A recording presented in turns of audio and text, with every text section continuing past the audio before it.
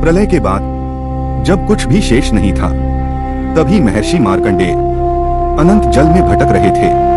अचानक एक दिव्य बालक को देखा। बालक मुस्कुराया और अपना मुख खोल दिया। मार्कंडेय जैसे ही भीतर गए, उन्होंने पूरा ब्रह्मांड देख लिया। समय, सृष्टि, देवता, सब कुछ उसी में समाया था। तभी सत्य प्रकट हुआ। वह बालक स्वयं नारायण थे। यही है ईश्वर की लीला। आज हम वो कथा सुनाएंगे जो सृष्टि ईश्वर से उत्पन्न होती है, ईश्वर से ही स्थिर रहती है और ईश्वर में ही लीन हो जाती है। कृपया एंड तक जरूर जुड़ी रहिएगा। इस सृष्टि में कुछ प्रश्न ऐसे हैं जिनका उत्तर शब्दों में नहीं, अनुभव में छिपा होता है। आज की कथा है एक ऐसे ऋषि की जिन्होंने ईश्वर को बाहर नहीं, अपने भीतर देखा। वे थे मार्कंडेय ऋषि और वह बालक स्वयं नारायण।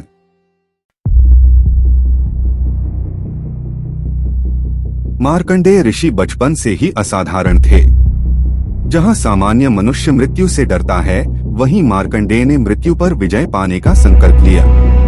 उन्होंने हिमालय में हजारों वर्षों तक कठोर तप किया। न अन्न न जल, केवल ईश्वर का नाम। उनकी भक्ति इतनी प्रबल थी कि काल भी उनके समीप आने से डरता था। समय आया महाप्रलय का, वह क्षण जब सृष्टि स्वयं अपने अंत की ओर बढ़ती है।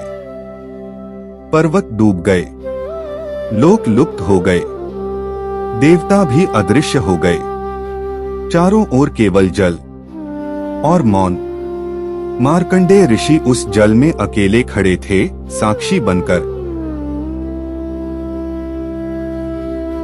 तभी जल के बीच उन्होंने कुछ अद्भुत देखा।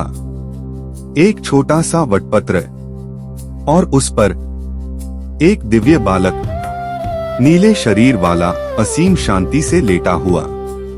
उस बालक के चेहरे पर सृष्टि से भी अधिक शांति थी। मार्कंडेय समझ नहीं पाए, प्रलय के बाद भी यह बालक कैसे जीवित है।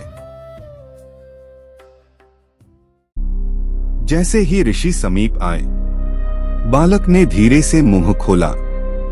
अचानक एक अदृश्य शक्ति ने मार्कंडेय को अपनी ओर खींच लिया और अगले ही क्षण वे बालक के मुख में प्रवेश कर चुके थे। लेकिन वहां अंधकार नहीं था। मार्कंडेय ने जो देखा वह कल्पना से परे था। वहां सूर्य, चंद्र, तारे थे, देवता, मनुष्य, पृथ्वी, आकाश, सब कुछ। उन्होंने स्वयं को भी देखा, तपस्या करते हुए। अर्थ स्पष्ट था, ईश्वर के भीतर ही पूरी सृष्टि विद्यमान है।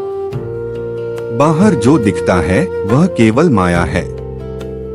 अगले ही क्षण मार्कंडेय फिर बाहर आ गए। बालक मुस्कुराया और लुप्त हो गया। तब ऋषि समझ गए, ईश्वर कहीं बाहर नहीं, वह हमारे भीतर है। जो स्वयं को जान लेता है वही ईश्वर को जान लेता है। जय नारायण।